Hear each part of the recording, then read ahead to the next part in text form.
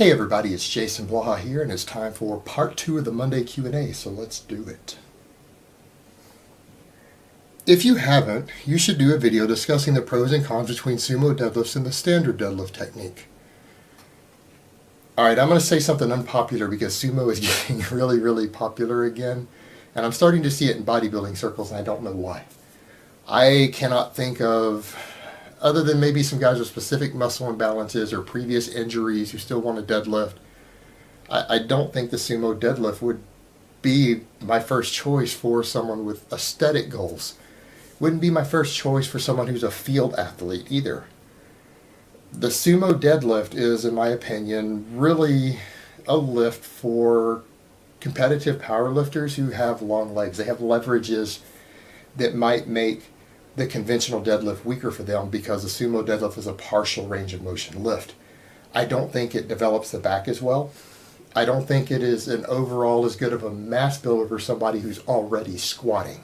Now, if you're not doing squatting or other correct lower body work, okay, the sumo deadlift might be very useful to you at that point because it does give more quad and possibly more hamstring stimulation than the conventional deadlift. But if hamstrings are lagging, you could throw in a Romanian deadlift or a stiff leg deadlift and sort that out real fast as a secondary movement.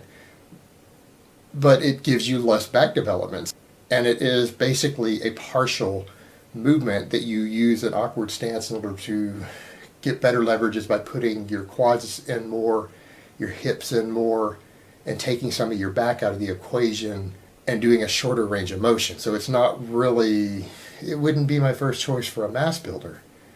I see it as useful for competitive powerlifters who are built to sumo deadlift, and they can get a leverage advantage from it.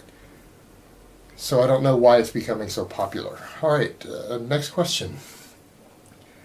Do muscle insertions play a role in how strong you can get? Yes, they do, and this seems to be a question that comes up a lot, and they very much do. And it's very obvious when you see certain guys, and this is where when people tell me, well, how come this guy, if strength equals size, and why is this guy stronger than somebody else, and he's smaller than him? Muscle insertions. That guy still got bigger. When that guy was deadlifting 400 pounds, he was smaller than when he's deadlifting 500. When he's deadlifting 600, he's bigger than when he was deadlifting 500. If he gets to 650, he's probably bigger still. But he might still be smaller than some other guy who deadlifts 500 pounds due to leverages, muscle insertions. Now, your problem you run into is that, is there a way for you to look at your own muscle insertions and predict how it's going to affect your strength? No, you're not going to be able to do that. This is the kind of topic that people earn their PhDs in. So generally people who have something like an undergrad already in exercise science or biomechanics might do their doctoral work studying joint angle specificity and muscle insertions and how it produces force on a given movement better for one individual than the next. Because it's not necessarily going to make you stronger across the board, it's going to make you stronger through certain planes and weaker in others based upon insertion. So it becomes very complex. And again, this is doctoral level work.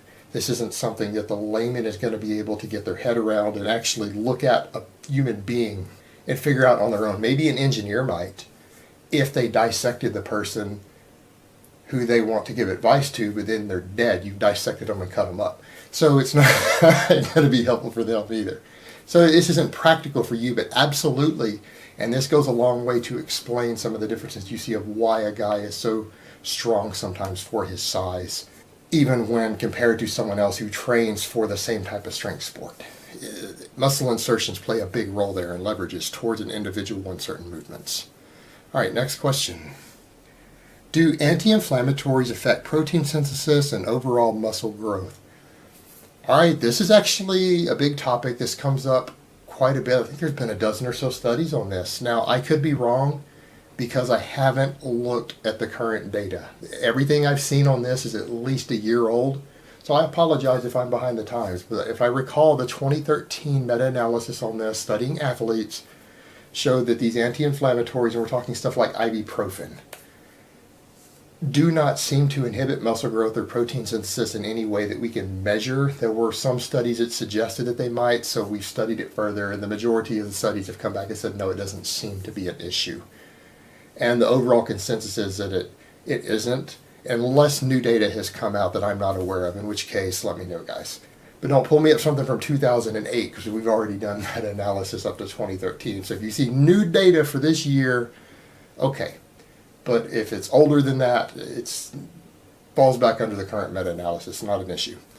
All right, guys, that's really all I have to say on that today. I hope it has been informative, and I will talk to you guys next time.